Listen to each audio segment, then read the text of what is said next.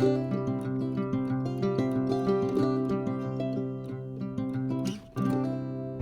morning, guys. I'm tired. I'm just flat tired. I'm tired of dealing with these signs. I'm tired of the crappy weather. I'm tired of not getting anything done that I need to get done because I'm doing stuff for everybody else. Just tired. But he finally has his lettering, his cutout done so that we can put all the lettering on his signs. So that is today's project, to get as many of those done as I possibly can. And then I really need to be out in the field. I need a field. I have a this is how tired I am. I can't even talk. I have a field I need to disc. We're still debating about if we want to do corn or barley, and I'm leaning toward corn since we haven't even touched our barley yet. He decided that he wants to save it for what we're milking. We don't usually feed grain. You know, we'll feed silage, but we don't normally feed actual grains to our sheep. And so, except when they're milking. And so he decided we were not going to feed this to anything that was lambing. We were going to save it and feed it to our milkers so that they were on the same kind of feed throughout milking, which means their milk will taste the same throughout the duration of milking, which I agree makes perfectly good sense. So thankfully we should make it on the hay without too much trouble. I am stressing a little bit over the fact that my thistles are starting to come up, but because we went from 60-degree weather, almost 70, down back to 40s in like a 24-hour period, and we're not supposed to get back into the 50s until like next week. We have potential rain and snow and 45 average for this entire week. I talked to the gal that's helping me with all my weeds, and she said it's just too cold. We have to wait till it gets above that 50-degree mark and stays that way because the thistles will not soak in the chemical. So it'll do no good to do them now. So I am stressing over the fact that they are coming on strong, which means I'm going to have a whole nother summer of spraying weeds, which we knew. That's why I'm on a 5-year plan. I'm only 2 years into a 5-year plan, and we knew it wasn't going to get done in just a year. So anyway, and then I need to figure out how to maneuver everything in the barn so that in less than 30 days I can move. I have like 3 weeks, I think, before we start lambing. So I think by the 13th of April, I have to have everything out so that I can clean the barn and bring the sheep in by like the 17th. So I have a lot going on in my head. I have nothing going on the farm. So, okay, let's go at least let's get a coat of paint on these signs, and then I need to go throw some hay. This right here is basically my day. Each individual letter needs hand painted because he couldn't, maybe, I don't know. I thought he was going to put it on a flat sheet of paper that we could just take a roller and roll across and be done. Apparently, it didn't work that way. So now we have a thick piece of cardboard or something, and he cut out all the letters, and I'm hand painting all the letters. I did that board over there, and it took me about an hour and a half. So now I'm starting on my second board. This is going to be a long, drawn-out process. So it will not get done today by any means. I need podcast recommendations. I have a couple audiobooks I'm listening to, but I am caught up on almost all of my podcasts.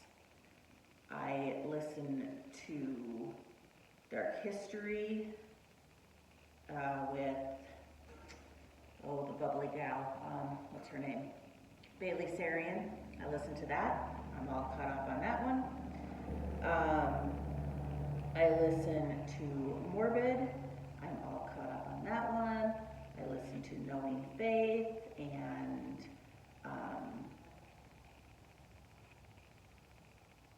How to Faith a Life. I'm caught up on both of those. Oh, I've got about a half a dozen more. I like true crime.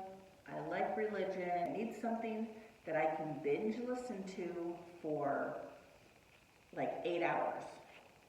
Because that's probably tomorrow, is 8 hours of doing this. So I need something. What do you guys recommend? Like I said, I like true crime. I like listening to religious podcasts.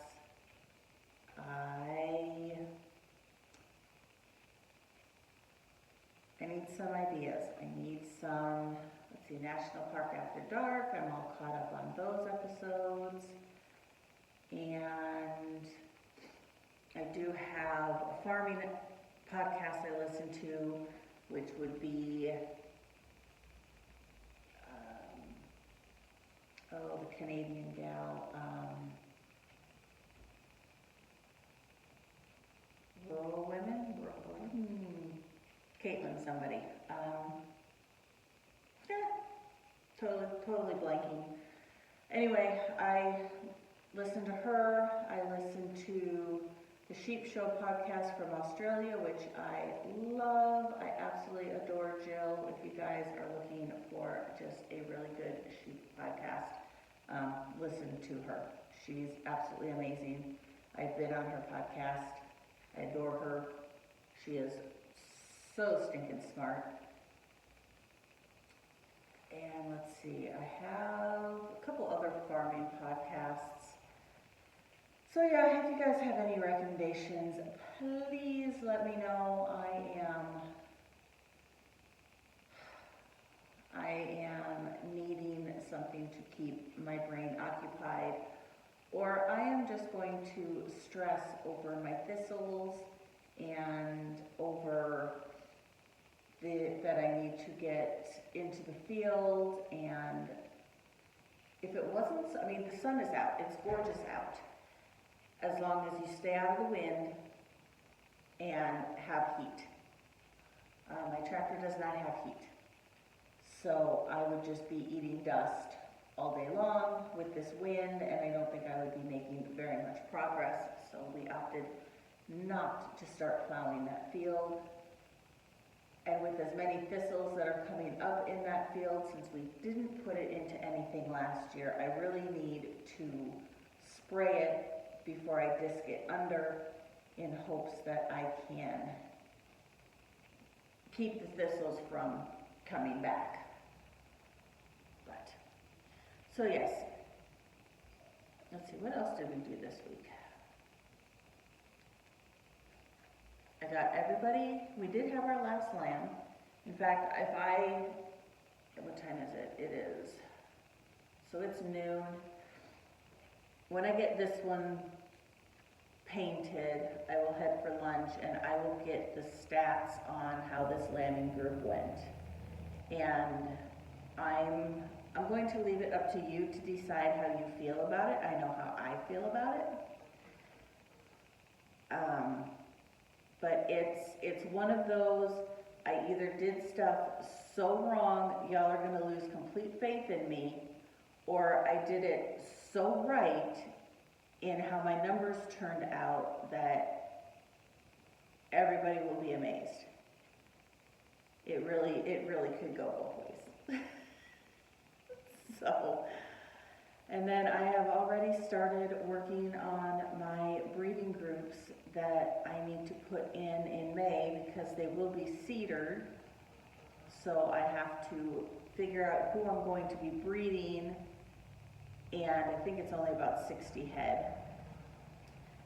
So that I can buy the seeders for them, which will have to go in like last week of April. So I'm barely done with one lambing group, and I am already onto the next breeding group in hopes to have plenty of lambs. But I am excited for the lambing in April.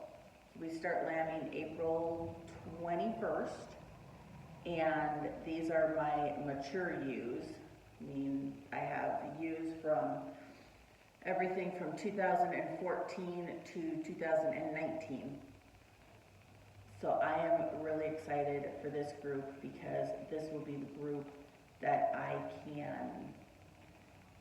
should get plenty out of. We did flush this group, and we didn't sink this group. This was our December group, so yeah, so we didn't sink them, but I will be able to milk most of this group just because, or at least milk as many as I possibly can by myself while dealing with hay and water and whatever else comes up, so that I can actually get some milk and get some stuff made. I am really missing my sheep cheese. I am really missing making soap and caramel. So, okay, I'm going to keep playing with my paint, and I will see you in another hour or two once I get this coat on, so that I can find something for lunch and get you those results from lambing. Okay, I officially cannot feel my fingers. It is so cold today. Stop. And the dogs are mad because I haven't been out here with them, but it's 5:30. I need to switch gears. Oh man, is it cold today. And get everything fed. And I've got to wait for this to dry. Apparently I had some paint on the back of the template, and it's not where it's supposed to be. So I have to wait for the paint to dry. Then I have to take a small paintbrush with some red and fix the smears. It's just slow going. It's so slow going. Okay, let's go feed. Let's go check on sheep.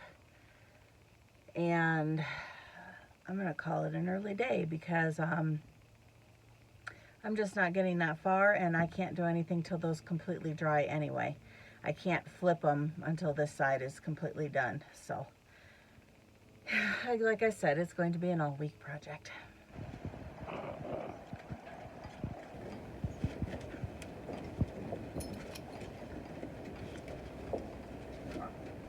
It is a lot later than I thought it was going to be. I forgot to run my numbers at lunch, and so I ran them, I forgot to record them. So while I'm waiting for my hamburger to thaw, I am going to run the numbers really quick. And like I said, you can look at this two ways. I either did something very, very right to get as many singles as I did, or I did something very, very wrong. Now, I did not flush this group because I knew how many first-time ewes I was going to have, and I didn't want to have to deal with multiples, which is fine. I would have preferred a few more twins, but after the fight I had with so many of those ewes just trying to take one lamb, I'm glad I didn't. So, we had 20 sets of twins, 1 set of triplets, and 37 singles. that I was out of 58 ewes. Now I had bred 100. I had bred 110, but I ended up selling some. So I was down to 100 ewes that had been put into breeding groups. And of those 42 that did not take, only 6 were not my 2023 ewes. And 5 of those 6 were with Millie. So I'm not sure what the issue is there. If I tried using him too early, he is Icelandic and Finn, so therefore he is a cold weather breeder, and I'm thinking I might only use him for my December breeding rather than trying to do like a September, October. That way he gets the cold weather months. And the other one, I don't have a clue. She's a 2021, and I don't know why she didn't take. She had twins her first time around last year, so I don't know. I'm wondering if maybe she was one that jumped the fence. So we had brought the sheep in to separate for something, I can't remember. And the group that was in with Tesla blew the gate, and a bunch of them got in with what we were sending back out back. So I'm wondering if that's possible. She just got mixed. She just got missed because she jumped the gate and then headed out back rather than getting bred. So anyway, but she'll stay because it's technically only her first miss. So I had 2 stillborns and 80 lambs total, which gives me a percentage of 140%. I was hoping for 150% with this group. My goal is always 200% lambs, lambs born, but I usually I'm around about the 180 mark consistently. So this is definitely the lowest I've had in several years. But again, I'm not disappointed because I was going for singles in this group because I had so many first timers. Is that good business practice? Absolutely not. But it is what it is. It's what I needed it to be. So I'm looking at it as I did everything right to get so many singles rather than so many things wrong to get so many singles. So for what I needed for this group, it worked out very well. Now the next group that is going to start lambing in less than 30 days. We start lambing again around April 21st. I am expecting quite a bit better lamb crop because 1, I did flush this group. 2, they are all older. So yeah, should make things interesting. And then the group that we're breeding right now was sort of flushed. They were on quite a bit better hay, the ones that are in with Elvis. So we'll see. I'm not expecting much out of this group. Whatever happens, happens. It's my husband's deal. I take no responsibility for this group.